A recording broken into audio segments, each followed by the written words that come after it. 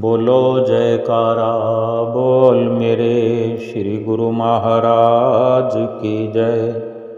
सभी गुरुमुख प्रेमियों से सब प्रेम जय सच्चिदानंद। वंदो चरण सरोज गुरु मुद मंगल आगार। जय सेवत नर होत हैं भव सागर से पार। गुरु जी के सुमिरन मात्र से नाशत विघ्न अनंत। तासे सर्वारंभ में ध्यावत हैं सब संत। आज शुभ दिन, शुभ अवसर, शुभ संक्रांत का आज बड़ा ही सौभाग्यशाली दिन है। वैशाख माह की शुभ संक्रांति का दिन है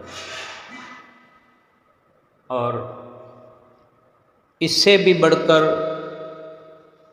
खुशी की बात यह है कि आज एक और सौभाग्यशाली अवसर भी साथ में मिल करके हमारे भागों को चमकाने के लिए, हमें शांत और शीतल बनाने के लिए,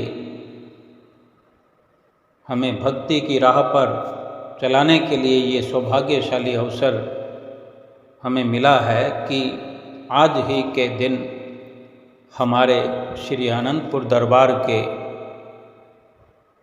शहंशाह, मालिक के कुल, दो जहां के वाली, श्री परमहंस अवतार श्री श्री 108 श्री तृतीय पातशाही गुरु महाराज जी, तीसरे पातशाही गुरु महाराज जी का शुभ अवतरण दिवस है।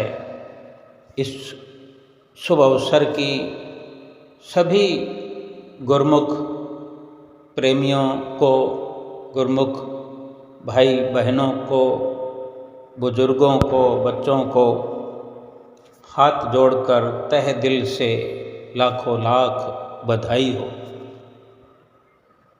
ये हमारा स्वर्णिम सौभाग्य है कि हम इस कलयुग में ऐसा सुंदर अवसर बार बार प्राप्त करते हैं, कर रहे हैं।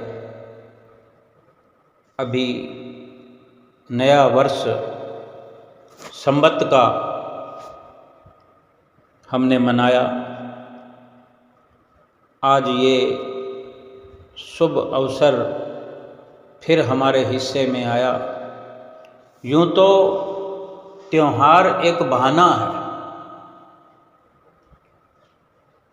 क्योंकि परिपूर्ण महापुरुषों के जब जब भी दर्शन हो जाते हैं, उनके एक पल की एक झलक मात्र के दर्शन से ही गुरुमुख प्रेमियों का त्यौहार हो जाता है। दिन में अगर 10 बार श्री दर्शनों का सौभाग्य मिले तो 10 त्योहारों का लाभ हो जाता है। फिर भी ये रचना महापुरुष रचाते हैं, हमें एक सीमा में, एक दायरे में, एक परिधि में बांधते हैं कि हम बार बार भूल जाते हैं, बार बार हम मोह माया की चपेट में आ जाते हैं।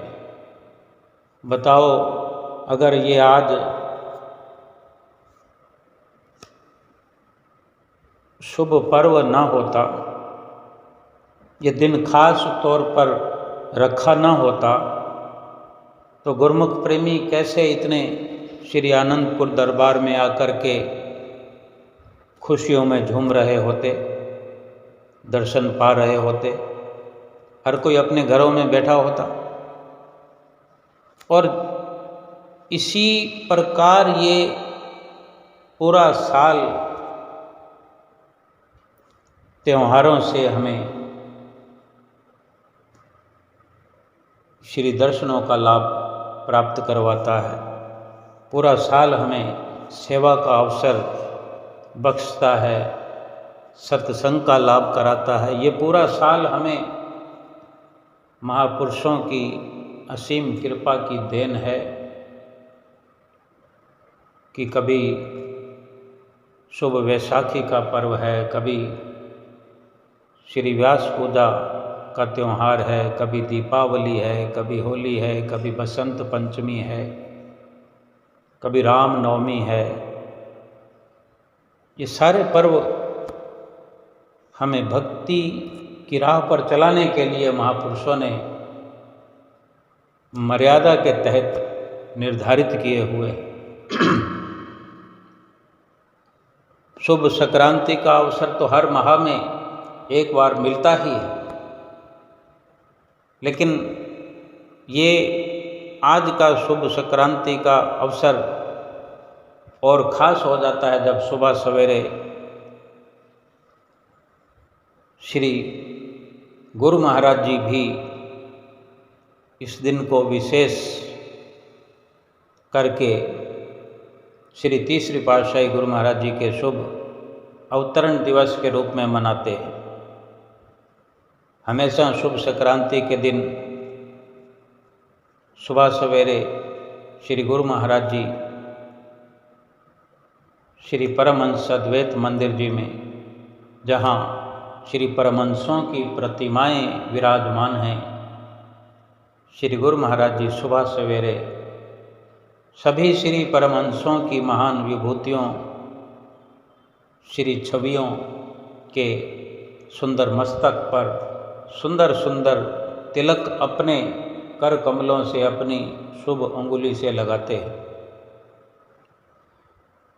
एक इशारा ये भी हम समझ सकते हैं कि जब श्री गुरु महाराज जी अपनी सुकोमल अंगुली से श्री परमहंसों के मस्तक पर तिलक लगाते हैं तो एक हमें इशारा मिलता है कि यही वो स्थान है, यही वो डेरा है। हमारे मस्तक पर भी ये वो डेरा है जहाँ तिलक लगाकर एक संकेत हमें मिलता है कि इसी जगह पर हमने अपनी सुरती को एकत्र करना है, इसी तिलक वाली जगह पर अपने ध्यान को केंद्रित करना है, इसी तिलक वाली जगह पर ही डेरा लगा हुआ है हमारे सतगुरुदाता दीनदयाल महाराज जी का। इसी जगह पर हमने अपने ध्यान को केंद्रित करके उनके दर्शन दीदार को प्राप्त करना है। यहीं पे सारी शुरुआत है, यहीं वो दिव्य दृष्टि भी उघाड़ने का शुभ संकेत प्राप्त होता है कि यही वो नज़र है और यहीं से शुरू होता वो नज़रिया है जो हम अपने मंजिल मकसूद पर पहुंचने के लिए हासिल करते हैं। यहाँ अपने ध्यान को एकाग्र करके सतगुरु को हाजिर नाजिर जान करके सतगुरु से आगे का मार्ग हम प्राप्त करते हैं। ये सुमरन का जितना भी हमें बार बार बोध कराया जाता है, याद दिलाई जाती है, वो इसीलिए कि यहाँ से सारी शुरुआत होती है। यही वो द्वार है, यही वो रास्ता है। केवल इशारे मात्र में हम अक्सर देखा करते हैं कि वक्त वक्त पे या यूँ कहें कि आए दिन ही श्री गुरु महाराज जी श्री परमहंसों को तिलक लगाते हैं, लेकिन श्री परमहंसों को तिलक तो रोज ही लगता है। ऐसा जो हम देखते हैं तो हमें ये समझने की ज़रूरत है कि यहाँ तिलक लगाने का महत्व केवल तिलक तक सीमित नहीं है, यहीं से सारी कायनात इंसान के लिए भक्ति और परमार्थ की शुरू होती है। बाकी इससे तो सारी नीचे जो भी है इस तिलक वाली रचना से, तिलक वाली जगह से नीचे का जो शरीर का हिस्सा है वो तो सारा एक मायावी देश है। पिंड देश है, माया की रचना है। और संतों महापुरुषों की, भक्तों की जो इस शरीर में एक भक्ति की शुरुआत है वो सारी यहीं से होती है। और हमेशा की तरह श्री गुरु महाराज जी सुबह सवेरे आज श्री मंदिर जी में प्रवेश करने से पहले जब श्री कार अंदर की हवेली से रवाना होती है, कुछ फासला है 1 किलोमीटर के लगभग, तो रास्ते में गुरमुख प्रेमियों के जो भीड़ के टोले सड़कों पर चल रहे होते हैं श्री मंदिर जी में आने के लिए, श्री आरती पूजा के लिए, श्री दर्शनों के लिए। जब वहाँ से अपने निवास स्थान से श्री गुरु महाराज जी के चल पड़ती है तो हॉर्न की शुरुआत जो होती है, तो थोड़ी थोड़ी देर में हॉर्न बजाते हुए श्री कार चलती हुई सड़क पर ऐसे लगता है, ऐसा प्रतीत होता है जैसे कोई बैकुंठ में चलने वाली, बैकुंठ में रफ्तार से बैकुंठ वाहिनी गतिमान हो रही हो। बैकुंठ वाहिनी बैकुंठ के मालिक शहनशाह आली श्री सतगुरुदेव महाराज जी को विराजमान किए हुए आगे बढ़ती चली जा रही हो। हमें ऐसा प्रतीत होता है कि बहुत ऊंचाई पर श्री कार चल रही है। ये भी कह सकते हैं जैसे कि आकाश की ऊंचाइयों पर श्री कार का कद हमें मालूम होता है और हम इतना नज़दीक से श्री दर्शन प्राप्त करते हैं। सड़कों पर जिन गुरमुख प्रेमियों को कार का हॉर्न सुनाई देता है, जोर जोर से जयकारों का जय घोष होता है, क्या भक्तानियों की तरफ, क्या भक्तों की तरफ। हालांकि ये अवसर भक्तों की तरफ ही प्राप्त होता है, लेकिन जब श्री मंदिर जी में श्री गुरु महाराज जी कृपा करते हैं तो क्या भक्तानियाँ, क्या भगत, क्या भाईजन, क्या महात्मा जन, सभी को सुंदर सुंदर दर्शन होते हैं। इस प्रकार श्री कार मंदिर जी के बाहर बरामदे में एक कोने में जब श्री कार आकर रुकती है तो वहाँ भी सेवा समितियों के सानिध्य में गुरमुख प्रेमियों का जमघट लगा होता है श्री दर्शन करने के लिए। ऐसे सुंदर दर्शनों का सौभाग्य प्राप्त कर रहे गुरमुख प्रेमी जयकारों का जय घोष करते हैं। अपने प्रीतम को अपने सामने देख करके कोई भी अपने आपे में नहीं रहता, अपना आपा खो देते हैं, प्रेम प्रकट होने लगता है। और इस प्रकार जयकारों की ध्वनि से जय घोष होता है कि आकाश को ये जयकारा छू रहा होता है। छू लेता नील गगन को श्री दरबार का एक जयकारा। दुनिया जिसे शीश झुकाती, ये है दरबार हमारा, श्री आनंदपुर प्यारा। श्री गुरु महाराज जी ने सभी श्री परमहंसों को सुंदर सुंदर तिलक लगाया। सभी को माथा टेकते हुए श्री गुरु महाराज जी ने श्री आरती की शुरुआत की। कर कमलों में श्री आरती लेकर श्री परमहंसों की आरती उतारी। तत्पश्चात वहाँ चौकी वाले सिंहासन पर विराजमान हुए, सभी को आशीर्वाद कितनी देर तक देते रहे श्री गुरु महाराज जी जब सबको आशीर्वाद देते हैं तो अपने कर कमलों को ऊंचा करके और लंबा करके और अपने कर कमलों की उंगलियों को आगे वाली ऐसे थोड़ा इशारे की तरह ऐसे लगता है कि सबकी गिनती करते हुए, यानी सबकी झोली में उसके उसके हिस्से की आशीर्वाद की बख्शिश करते हैं। हर किसी को अपना हक भरपूर देते हैं, कोई भी खाली न रह जाए आशीर्वाद से। इतनी लीनता से, निमग्नता से भावपूर्ण आशीर्वाद प्रदान करते हैं। कहीं भी श्री गुरु महाराज जी का ध्यान और नहीं होता, केवल कि जो गुरुमुख प्रेमी अपना घर छोड़ करके, बाहर छोड़ के, दुकानदारी छोड़ करके, रिश्तेदारी छोड़ करके, अपने शरीर पर कष्ट सहन करके, कोई रेलगाड़ी का सफ़र करके आया है, कोई बस का सफ़र करके आया है, कोई हवाई जहाज का भी सफ़र करके आया है, सभी को माला माल इस प्रकार से कर देते हैं कि हर कोई महसूस करता है कि मेरे यहाँ आने का मकसद पूरा हो गया, दिल गद गद हो गया, प्रसन्नता से झोली मेरी भर गई।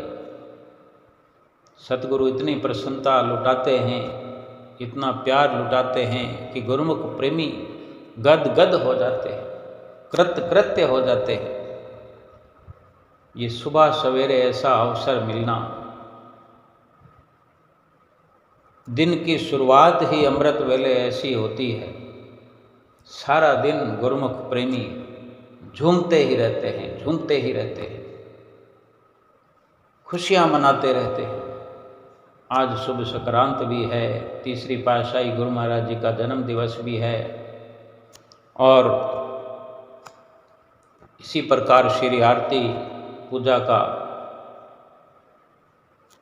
जो आरती और बेनती पूरी होने पर जयकारा निस्तारा में श्री गुरु महाराज जी ने दंडवत किए हुए गुरुमुख प्रेमियों को उठाया, आशीर्वाद फरमाया।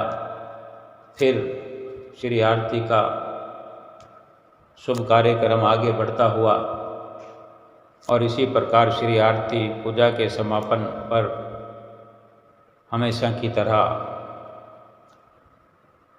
सिमरन पर मौन ध्यान में सभी बैठ गए। विशेष प्रकार से हम अगर विचार कर सके, जितने भी कार्रवाई श्री गुरु महाराज जी कर रहे हैं, करते हैं, एक ही मिशन उनका हमें दिखाई पड़ता है कि वो केवल और केवल सुमिरन पर जोर दे रहे हैं। सुमिरन में हमारी चित्तवृत्तियाँ लगी रहें, लग जाएं, सिमरन हमारे जीवन में हो पाए, क्योंकि सिमरन ही जीवन का उद्धार करने में सक्षम है, आत्मा का कल्याण करने में सक्षम है। पहले नंबर पर सुमिरन ही श्री गुरु महाराज जी फरमाते हैं। अब ये हम स्वयं विचार करें कि हम सुमिरन करने में कितनी दिलचस्पी दिखाते हैं, कितना हमारा रुझान है, और क्या हम सतगुरु के वचनों की पालना करते हैं, वचनों की कदर करते हैं। जो गुरुमुख प्रेमी सतगुरु के वचनों की पूरी पूरी कदर करते हैं, पूरा अमल करते हैं, उनका आला जीवन है इस संसार में, इस दुनिया में, कि जो सतगुरु के सानिध्य में आकर, सतगुरु की संगत पाकर, सतगुरु की शरणागति पाकर, सतगुरु से नाम की बख्शिश लेकर नाम का सुमरन करने में लग गए हैं, नाम का सुमरन करने में लगे हुए हैं, वो तो आज्ञा में चल रहे हैं। आज्ञा सम न सु साहिब सेवा, सो प्रसाद जन पावे देवा। आज्ञा के समान दूसरा कोई कार्य नहीं है, और आज्ञा यही है कि सुमिरन करो, 2 घंटे सुमिरन करो, 2 घंटे से ज़्यादा करने में कोई मनाही नहीं है, लेकिन 2 घंटे लाजमी बैठ करके, वो भी शांत एकांत चित्त मौन धारण किए हुए, जो शास्त्रों में वर्णन है, जो श्री परमहंस दयाल महाराज जी के वचन हैं। आँख कान मुख ढांप के नाम निरंजन ले, अंतर के पट तब खुलें जब बाहर के पट दे। यानी बाहर के ये दरवाजे बंद करने हैं, आँखों से देखना बंद करना है, अंदर देखना है, कानों से सुनना बंद करना है, अंदर के कानों से सुनना है, और मुंह का ये दरवाज़ा बंद करना है। जुबां को बंद करते हुए, जुबां को ऊपर की ओर लगाते हुए अंदर की जुबां से बोलना है। इन्हीं अंदर के किवाड़ खोलने हैं। अंतर के पट तब खुलें जब बाहर के पट दे। जब बाहर के दरवाज़ों को बंद करेंगे तभी भीतर के दरवाजे खुलेंगे और भीतर की मंजिलों पर हमारी सुरत पहुंच पाएगी। ये श्री परमहंसों का अपने अपने समय में वर्णन हुआ है वचनों में, और आज हुजूर गुरु महाराज जी हमें समय समय पर जब जब भी भजन करते हैं 2 घंटे भजन सुमरन करने के लिए विशेष तौर पर याद दिलाते हैं। और संत महात्मा जन तो दिन में 2-2 3-3 बार सत्संग में अपने सुनाते ही हैं। श्री गुरु महाराज जी का हुक्म है, श्री गुरु महाराज जी की आज्ञा है, 2 घंटे भजन सुमरन हर किसी ने करना है। बाकी दिन भर उठते बैठते चलते फिरते करते रहना है। वो ख्याल है, अपना इरादा पुख्ता रखना है, ख्यालों में सतगुरु का ध्यान बना रहे, जुबां पवित्र होती रहे, अपनी सुरत जो है सतगुरु के चरनार में लगी रहे। लेकिन 2 घंटे भजन अभ्यास बैठ करके जो आंतरिक मंजिलों को पार करना है, सफ़र रूह का, ये रूहानी सफ़र रूह को तय करना है।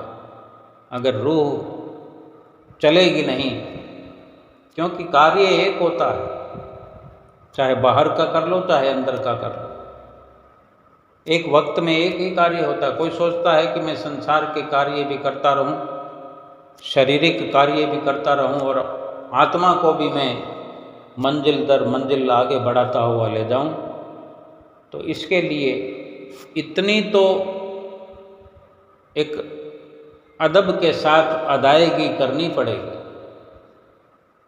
कि जो संतों महापुरुषों ने एक विशेष निर्णय लिया है हमारे लिए, उन्होंने अपने अनुभव से लिया है। आज श्री तृतीय पातशाही गुरु महाराज जी का शुभ जन्म दिवस है। श्री आरती पूजा के पश्चात, मौन ध्यान के पश्चात भी हमेशा की तरह सत्संग हुआ। तृतीय पातशाही गुरु महाराज जी के वचन भी सुनाए गए। तृतीय पातशाही गुरु महाराज जी की लीला के माध्यम से भी समझाया गया। सुबह सवेरे का थोड़ा ही वक्त होता है और इसके पश्चात दोपहर में दर्शन खुलेंगे।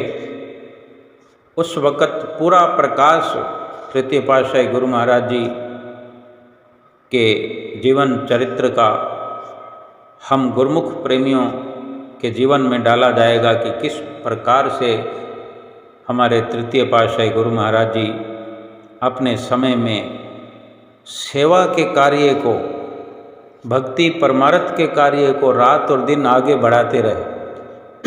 आज के दिन आपका जन्म हुआ कि जब कोई महापुरुष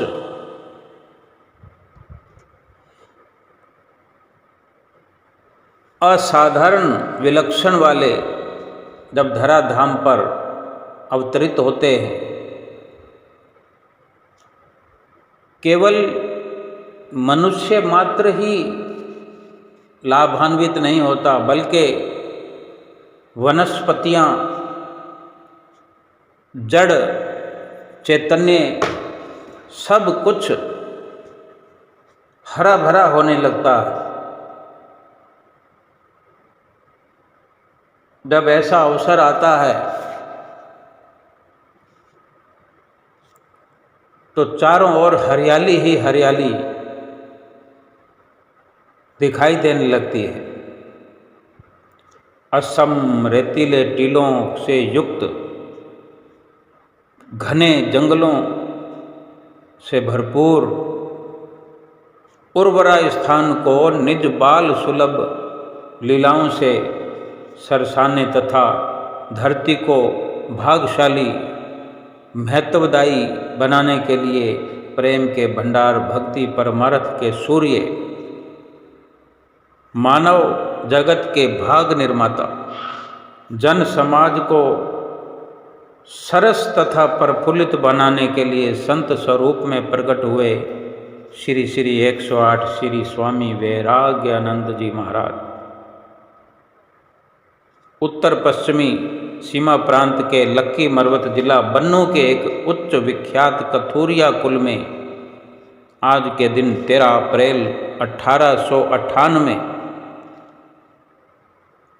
यानी अगर हम विचार करें तो कितने साल हो गए, लगभग 125 साल पहले की ये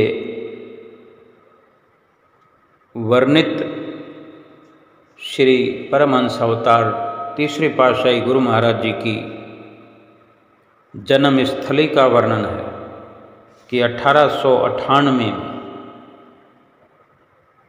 आज ही के दिन ये शुभ संक्रांति का जो दिन है, इसी दिन तब बुधवार का दिन था। बुधवार के शुभ दिन और शुभ मुहूर्त में अवतरित हुए। आपके पिताजी का नाम बेलाराम जी, आपके और आपके माताजी ने आपको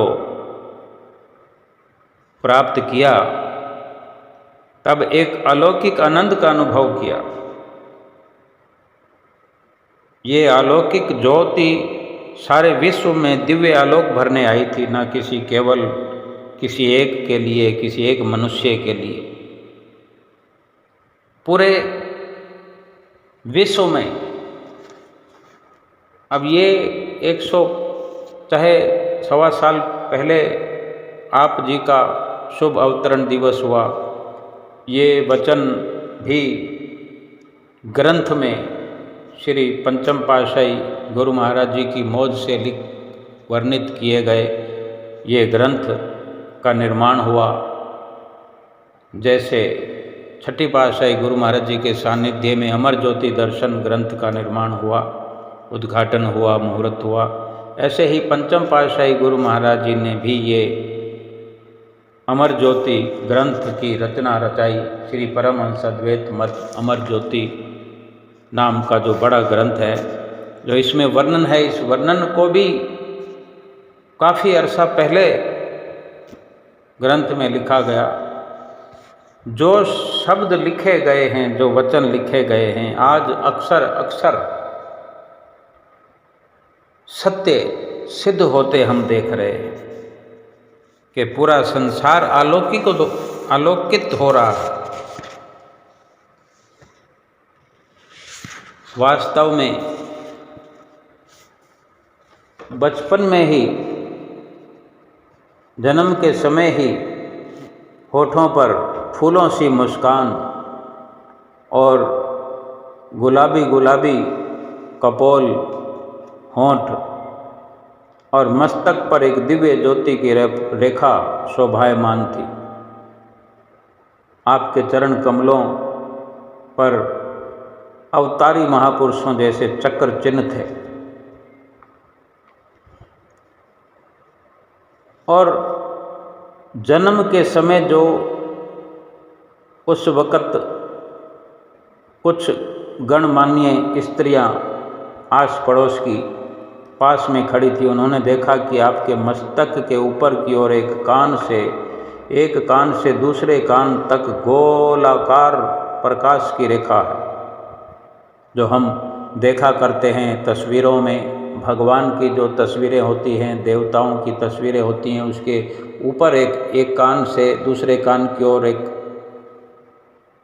चित्र खिंचा होता है, एक दिखाने का प्रयास किया जाता है। वही इसमें तृतीय पातशाही गुरु महाराज जी के जन्म के समय का ये विवरण दिया गया है कि ये गोल आकार प्रकाश की रेखा है। और जहाँ आप जी का, जिस कमरे में आप जी का जन्म हुआ, उस कमरे से इत्र और फुलेल की अलौकिक सुगंध आ रही थी। तो वही औरतें एक दूसरे से धीरे धीरे कहने लगी कि ये बालक तो कोई चमत्कारी महापुरुषों के लक्षण से भरपूर लगता है, लेकिन ये इत्र फुलेल आदि की सुगंधी कहाँ से आ रही है। और इतना कहकर वो सारे कमरे में उस वस्तु को ढूंढने लगे कि ये सुगंध कहाँ से आ रही है, ताकि उन्हें वहाँ से बाहर रख दिया जाए। परंतु कहीं से भी वो सुगंध वाली वस्तु प्राप्त नहीं हुई। और इसी समय में, इसी वातावरण में श्री गुरु महाराज जी की माता जी ने थोड़ा सा सर उठाकर देखा तो श्री गुरु महाराज जी के शिशु रूप में मस्तक पर एक मणि जैसा प्रकाश दिखाई दिया। तो आप जी की माता ने शिशु को वस्त्र से ढक दिया और कुछ ही क्षणों में वह प्रकाश तथा सुगंध सभी गायब हो गए। कितना विचित्र महापुरुषों का आगमन होता है इस संसार में, कितना तेज लिए हुए, कितना आलोक लिए हुए इस धराधाम पर अवतरित होते हैं। एक ही मकसद आप जी का, महापुरुषों का इस संसार में आने का हुआ करता है। बहुत सारी इस तरह की हमने लीलाएं सुनी होंगी, समझी होंगी, बार बार पढ़ी होंगी। और अभी महात्मा जी ने 2 दिन पहले सत्संग में तीसरी पातशाही गुरु महाराज जी जब साधु वेश में थे, दूसरी पातशाही गुरु महाराज जी की आज्ञा व मौज से एक स्थान से दूसरे स्थान पर कृपा करते और गुरमुख प्रेमियों को, भूली भटकी बिछड़ी हुई रूहों को घर घर में जाकर भक्ति का पाठ पढ़ाते और भक्ति का रास्ता दिखाते। दूसरी पातशाही गुरु महाराज जी के आप बहुत ही दिल के करीब थे। पहले किस प्रकार आप श्री गुरु महाराज जी के नज़दीक आए, ये वही दिन थे जबकि श्री परमहंस दयाल महाराज जी पहली पातशाही जी की आज्ञा अनुसार श्री दूसरी पातशाही जी साधु वेश में थे, महात्मा वेश में थे दूसरी पातशाही गुरु महाराज जी, और लक्की मरवत में सत्संग का प्रचार करने के लिए पधारे। तो भक्त साहेब राम जी ने तीसरी पातशाही गुरु महाराज जी को जब आप पहली बार ही मिलने वाले थे दूसरी पातशाही गुरु महाराज जी से, जो कि साधु वेश में पधारे थे। तो भक्त साहिब राम जी ने तीसरी पातशाही जी से कहा, क्योंकि आप तीसरी पातशाही जी और भक्त साहिब राम जी मित्र थे, तो पहली बार जब कहा साहिब राम जी ने कि आज रात को हमारे घर सत्संग होगा, तो आप तीसरी पातशाही गुरु महाराज जी पहली बार प्रसन्नतापूर्वक रात के समय भगत जी के घर, साहिब राम जी के घर आ पहुँचे। महान आत्माओं का आपस में पुराना संबंध हुआ होता है। श्री सतगुरुदेव महाराज जी दूसरी पातशाही जी उस समय सत्संग कर रहे थे, साधु वेश में थे, और आप भगत वेश में पहली बार श्री दर्शन किए साधु वेश में दूसरी पातशाही जी के भक्त साहिब राम जी के घर में। श्री सतगुरु महाराज जी ने अपनी दिव्य दृष्टि से परमार्थिक कार्य करने वाले शिष्य को पहचान लिया, और आपने भी पहली बार साधु वेश में दूसरी पातशाही गुरु महाराज जी के दर्शन करके अपने अंदर के दाता, अंदर के आनंद के दाता पूर्ण सतगुरु को पा लिया। यही वांछित संयोग नियति ने बनाया।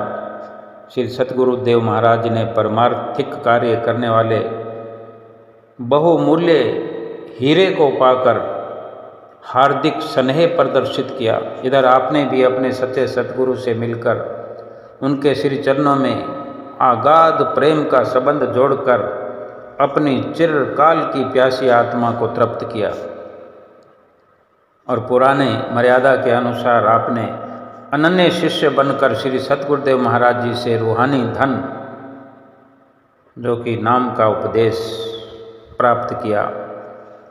ऐसे वक्त पर संत अनाथदास जी ने एक जगह लिखा है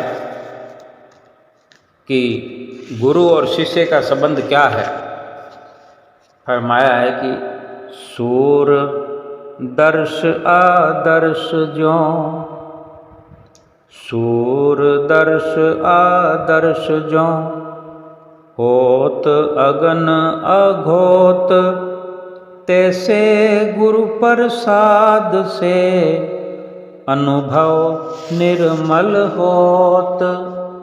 क्या कहते हैं कि जिस प्रकार आतिशी शीशे पर सूर्य की किरणें पड़ने से उसमें आग पैदा करने की शक्ति आ जाती है, इसी प्रकार ही गुरु की कृपा से शिष्य का अनुभव निर्मल हो जाता है। यानी गुरुदेव जो हैं वो सूर्य है।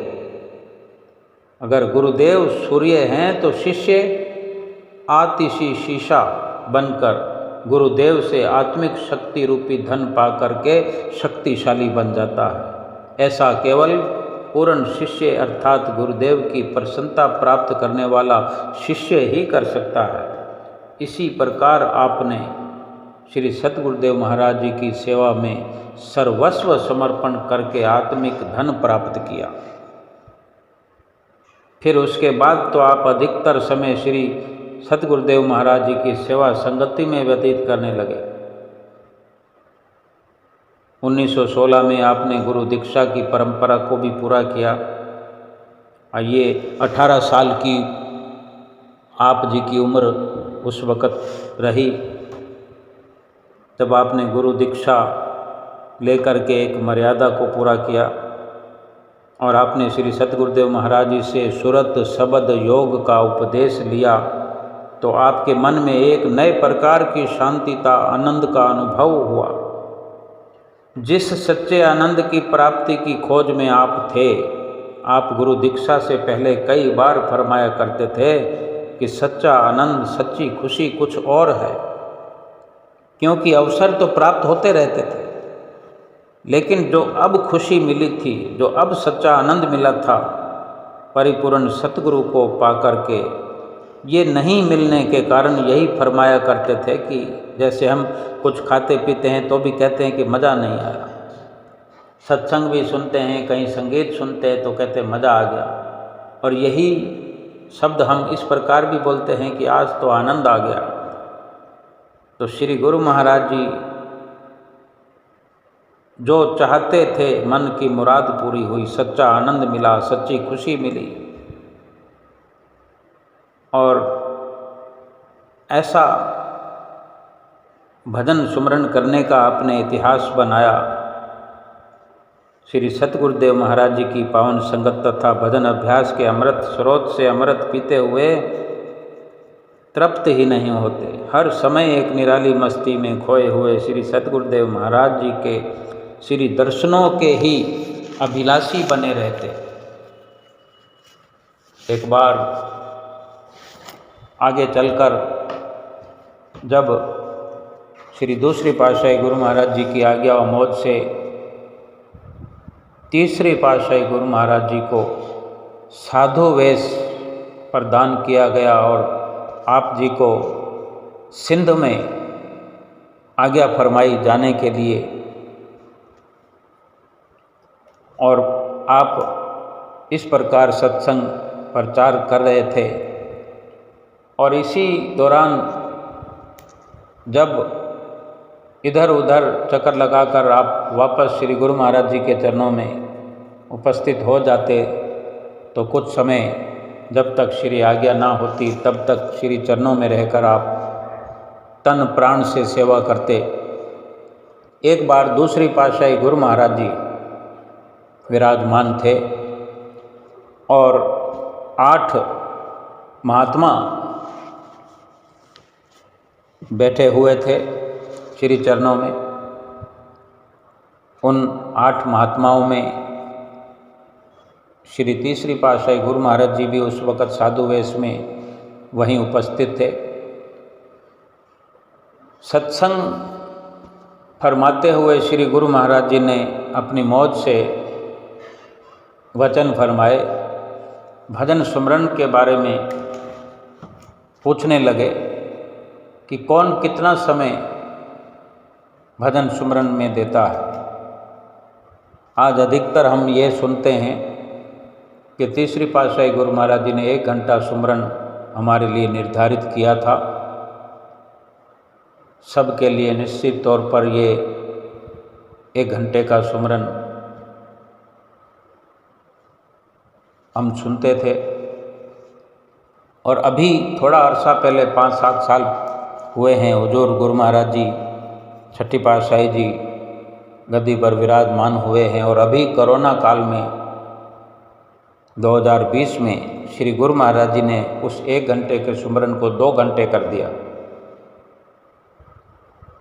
बहुत से गुरुमुख प्रेमी लाभ उठा रहे हैं, लेकिन बहुत से सोचा करते हैं 2 घंटे सुमरन होता नहीं है, हो पाता नहीं है, कैसे करें। कोई कहता है कि हम तो चलते फिरते करते रहते हैं, कोई कुछ कहता है, कोई कुछ कहता है।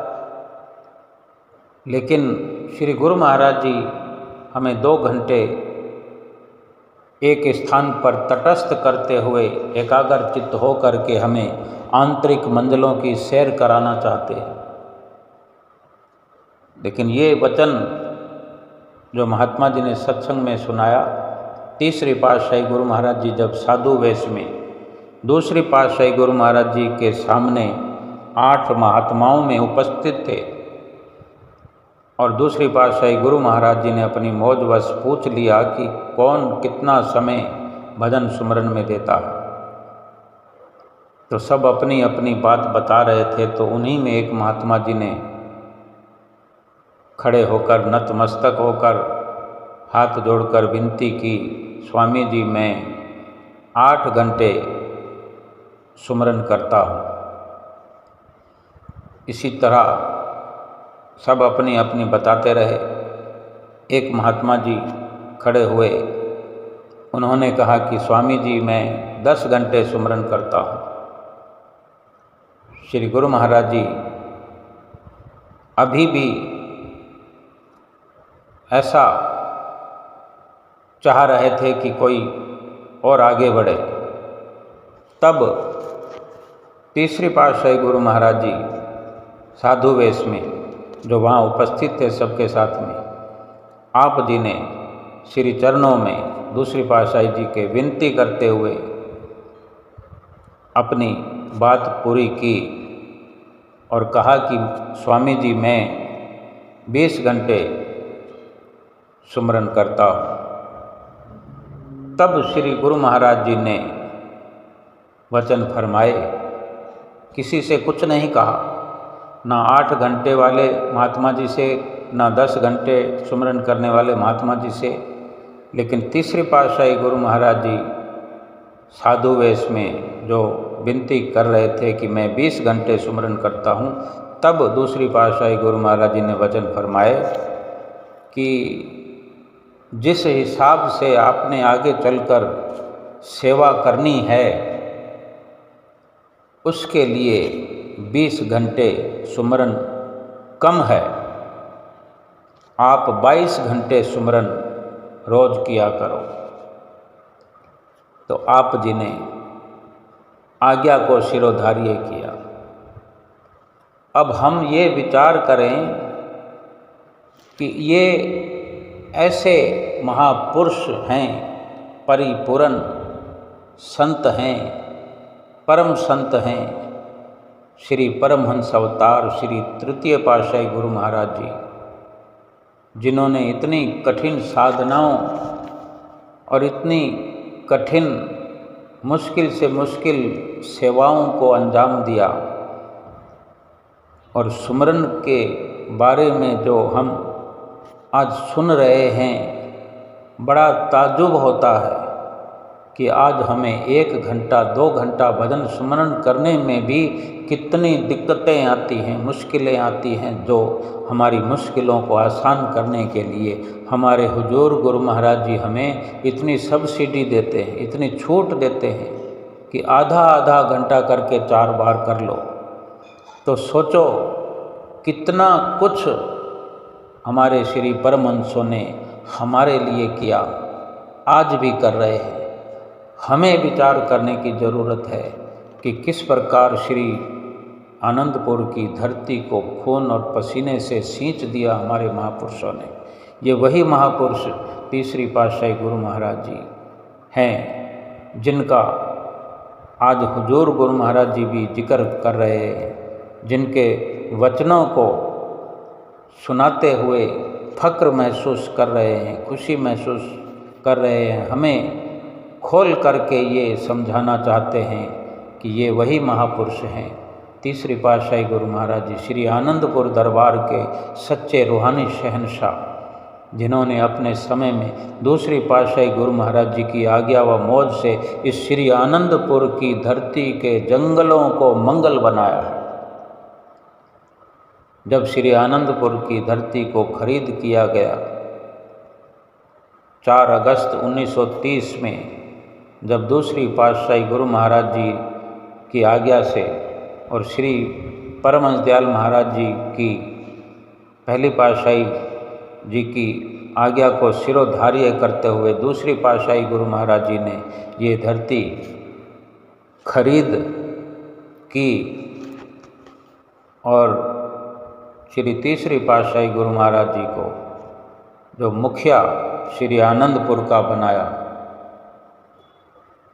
एक प्रकार से इन्हीं की देख रेख में जो ये कार्य हुआ पहले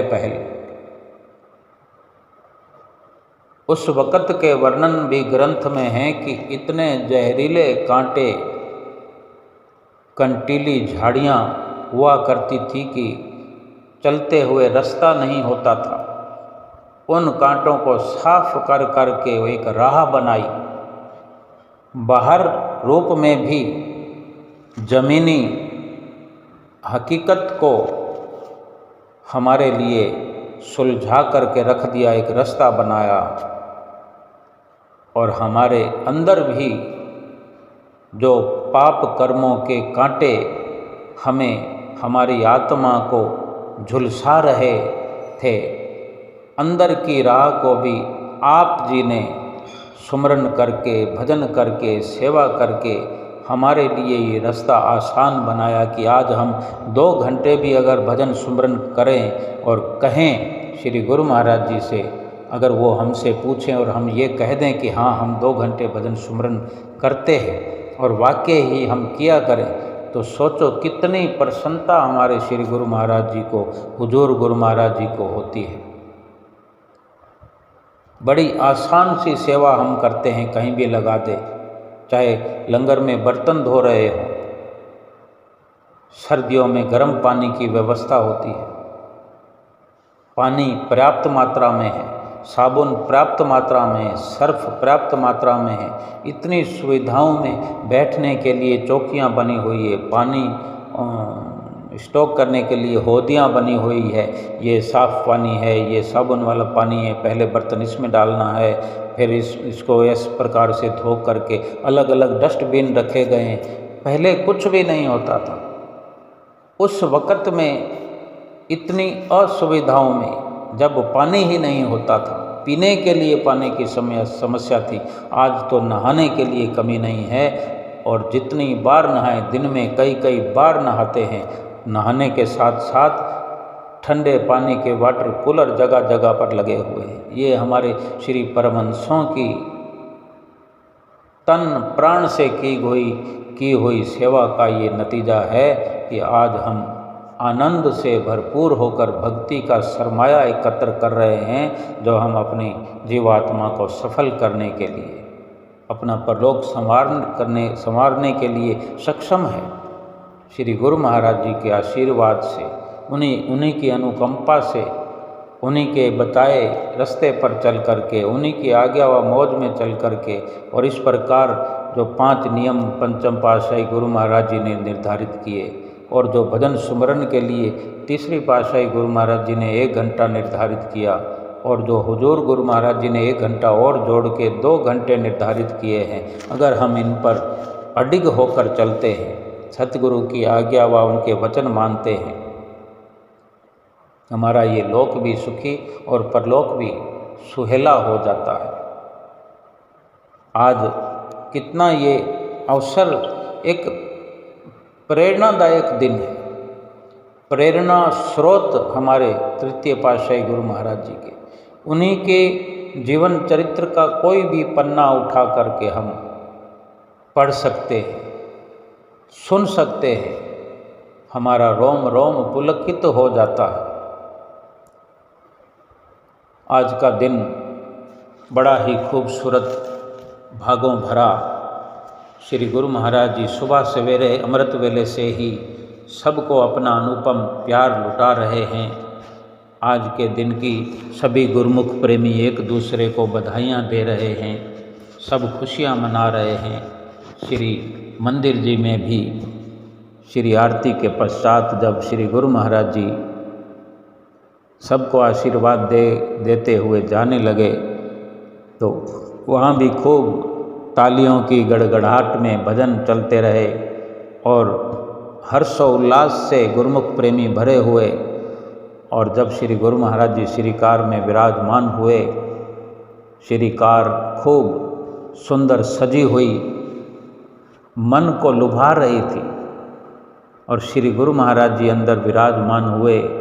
जब खिड़कियों से, शीशों से बाहर की ओर झांकते हुए सुंदर सुंदर आशीर्वाद गुरुमुख प्रेमियों को लुटा रहे थे, तो चारों ओर जयकारे बोल करके गुरुमुख प्रेमी खूब हंसते हुए, मुस्कुराते हुए अपने सतगुरु का दर्शन दीदार करते हुए आनंद से भरपूर होकर के आज शुभ संक्रांति का अवसर मना रहे थे, और अपने श्री परमहंस अवतार तृतीय पातशाही गुरु महाराज जी के जन्म दिवस पर ढोल नगाड़ों पर नाच रहे थे, गा रहे थे, सुंदर सुंदर भजन बोल करके।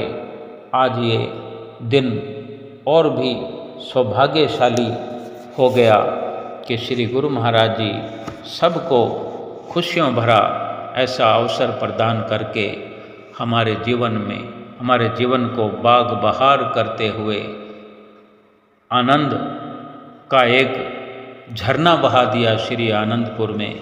वैसे ही श्री आनंदपुर तो वैकुंठ धाम है, और जब श्री गुरु महाराज जी गुरुमुख प्रेमियों को दर्शन देते हैं तो हर गुरुमुख प्रेमी अपने आप को बैकुंठ में बैठा हुआ पाता है और बैकुंठ के नज़ारों को अपने हृदय के अंदर भरता हुआ खुशियाँ मना रहा होता है। आज के सुंदर दर्शनों की, शुभ अवतरण दिवस की, शुभ संक्रांति की सभी गुरुमुख प्रेमियों को ढेर सारी शुभकामनाएँ, लाखों लाख बधाई हो। बोलो जयकारा, बोल मेरे श्री गुरु महाराज की जय।